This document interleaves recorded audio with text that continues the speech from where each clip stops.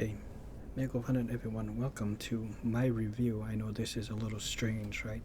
But this is not a gameplay footage, or let's play I should say, but a review for the movie, the Netflix movie, Damsel, starring Millie Bobby Brown,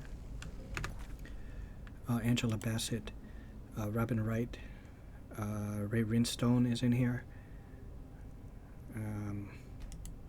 Trying to think of anyone notable or anyone right off.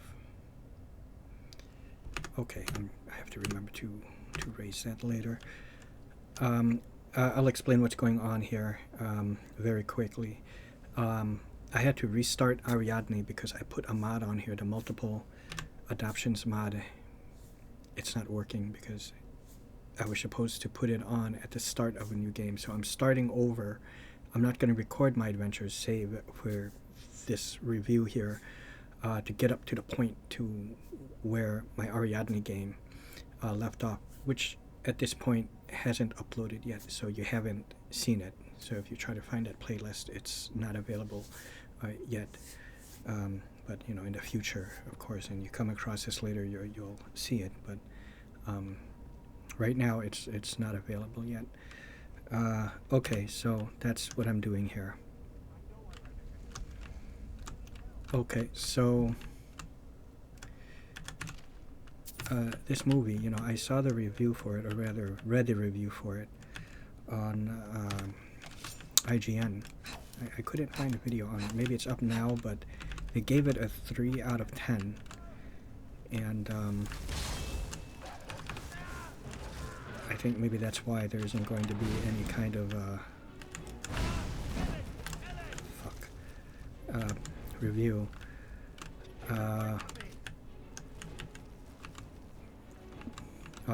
Any kind of video review, right?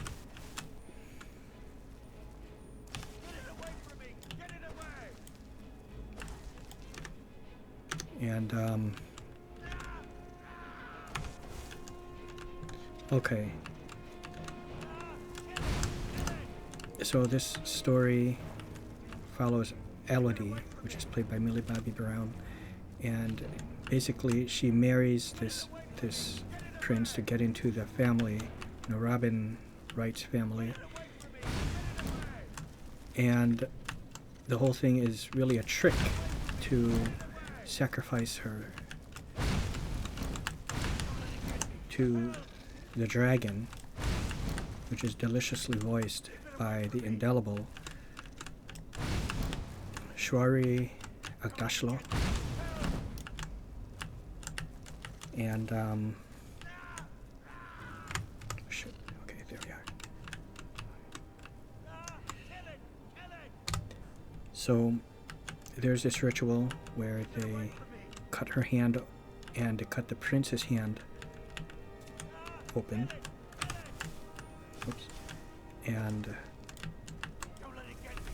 they kind of touch hands with the cut to share the blood. And then they drop her into a pit where this dragon resides.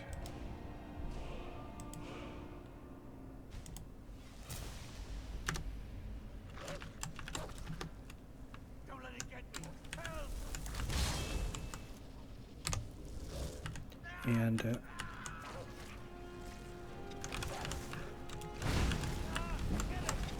the whole film, the bulk of it, takes place almost exclusively inside these caverns, just like dungeon cavern, and she has to work her way out of it, all the while eluding the dragon. And along the way she's uncovering clues, and I'm sorry, I can't do this any longer like that. She's uncovering clues. I better save it though. She's uncovering clues about the other victims, you know, to this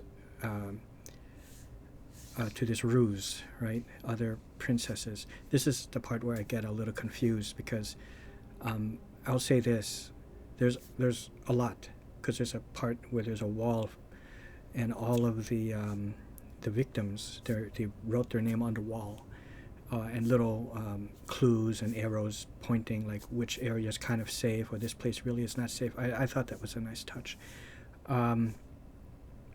There was like a plethora of names in there, and I don't know what I missed, but there was a certain number.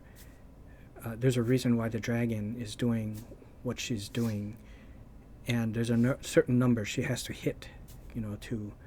It's like a vengeance thing on the dragon's part. I don't want to spoil anything, but the amount of girls that she burnt up exceeds that amount. So I didn't quite understand that, but that's okay. What I love about this is along the way she starts off as just this woman, this young woman, doesn't know how to fight. She's not a fighter. She's just a princess. And she's put into this situation where she has to just kind of survive, right? And along the way, it is almost like a Dungeons and Dragons campaign, or more accurately, like an RPG, something like Ultima Underworld or Eye of the Beholder, I would say, but that's more of a party-based RPG where you're tossed into, the Stygian abyss. It's like this dungeon, and you have to work your way out of it, and you're not really a seasoned fighter. Where for her, Elodie, she's far worse. She doesn't know how to fight. She picks up skills along the way, but never to the extent where she's like a master swordsman or anything like that. Just whatever she needs to survive. There's a part where she has this this charm thing that was given to her like near the beginning, and it has like an oil in there, and it provides light for her. And then when that gets used up or unusable, she has to come up with another light source, and there are these worm kind of things that emit this sort of iridescent, translucent kind of light, as a light source, and she puts it in a bag, and it's kind of like her lantern, but there's a secondary purpose, which I'll say that it has healing properties, let's say. So it's very much like an RPG. When you cast a healing spell or when you gulp down a potion, it heals you. Because there are parts where she does take burn damage and stuff. So I thought, that the interaction and the confrontation between Elodie and that dragon, I thought were really cool. Now, some of the negatives that IGN was giving it, and even I think even some people, like one person I watched, some female reviewer here on YouTube, I'm not going to say whom or anything, but said that the dragon effect was poor, the fire effects look bad, and even IGN said the same thing. It's like poor, but I rather thought the fire effect was pretty neat. I liked how the fire had this lava kind of look to it. It would come out, it starts off as flames, but then when it kind of drops down, it's like this lava. That's very unique. I've never seen fire from a dragon represented in such a way. And if there was one, I don't remember it. Maybe I didn't. I've seen in like Dungeons and Dragons, Honor Among Thieves, it was like hot oil. It breathed hot oil. And then I've seen in Dungeons and Dragons Wrath of the Dragon God, which is the second Dungeons and Dragons movie. It was like early mid-2000s. There was a frost dragon that shot frost, but not like a fire, but gave off that lava effect. I thought that was really cool. The dragon looked okay to me. It didn't look cheap. But she goes through the dungeon, the cave dungeon, kind of like escaping privateer hold, right? And something, let's say this, something happens in the film when she eventually gets out of it, but she's kind of, in a way, not really forced this time around, but she has to kind of go through it again because there's something she needs to do, I'll say.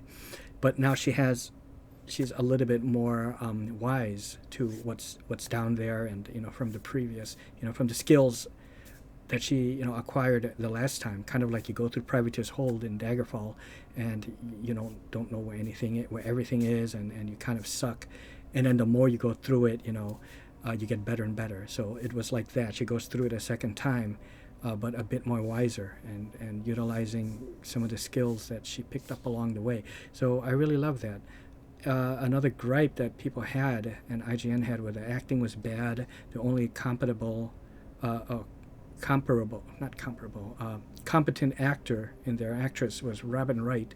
But I thought she did act, although she acted great. I thought everyone else acted fine. Yeah.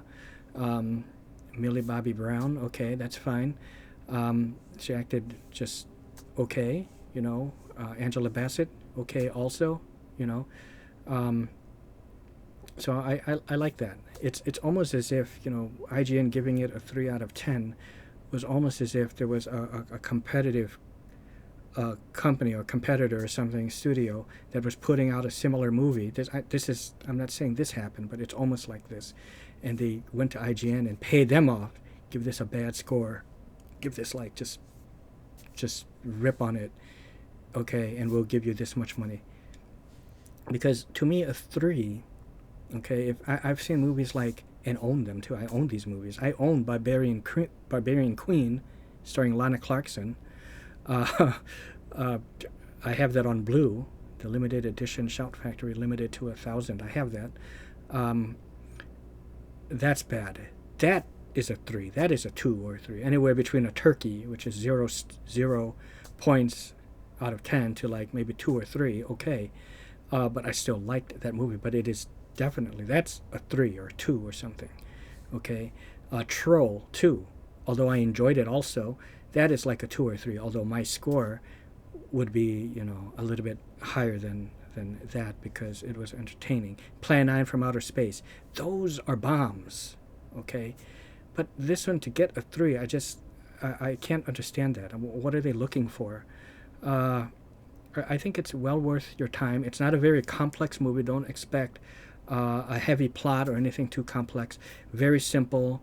Most of it is almost exclusively in that dungeon. What little you do see of the outside world is quite beautiful. How it started off, I thought it had a very fantasy kind of look. I'm talking more like the Lionhead Studios' Fable, not so much like a grimdark Skyrim or anything like that.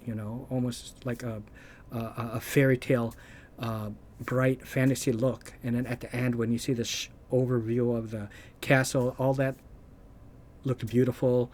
Even some of the beginning parts when taking a tour of the kingdom, I thought the cinematography there was beautiful as well. But then, of course, everything changes when she's trapped in that dungeon. So it wasn't anything realistic. I've heard, I'm sorry, hold on, I worded that wrong. Nothing super unrealistic. The whole thing is unrealistic, but I'm saying like it's not too super fantastical that all of a sudden she's like arm wrestling the dragon and overpowering it. Nothing like that kind of thing. She struggles throughout the whole thing. And some reviews, I not watching it but reading the thumbnail, like woke garbage, calling it woke. I didn't really see the woke in this, other than the beginning narration she gave when she said something about something like a damsel in distress. This is not a such movie, or something like that, to show that like a strong woman. But I can understand. I would call it woke if throughout the whole film she kept tooting like and flexing, maybe saying, hey, women power, I don't know how they would phrase it, but keep saying something like that to bring up to bring that to the attention of the audience. Yeah, you mess with the wrong woman. I'm a woman. I'm not a man, and I still beat you. Or you mess with the wrong woman. If they kept doing something like that, which they did not. So that would be woke to me. They didn't do that in here. So I thought that was fine. Okay, so now I guess we'll get down to it with my my score. Oh, another movie where it's like a guilty pleasure for me is Princess. That's a Hulu original. That one stars Jamie King, and I thought that was pretty fun too. That's a rated R film. I think they swear, like some hardcore swearing, I do believe, and definitely hardcore violence. This one did not have such violence like that, although, like I said, when you see her burn wounds from the dragon, you know, they were kind of not opposite of superficial, you know, that kind of thing. So that's the extent of it. Okay, so let's see. And the movie, even though it was like an hour and 45 minutes, because it was so easy to follow, nothing too complex, it didn't seem super long, you know. Still, you know, hour 41, you know.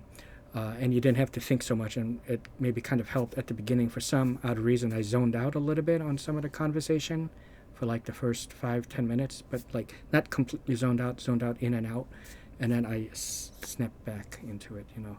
I don't know why that was, but anyways, I would give Damsel, I would give this movie out of 10, to be quite honest.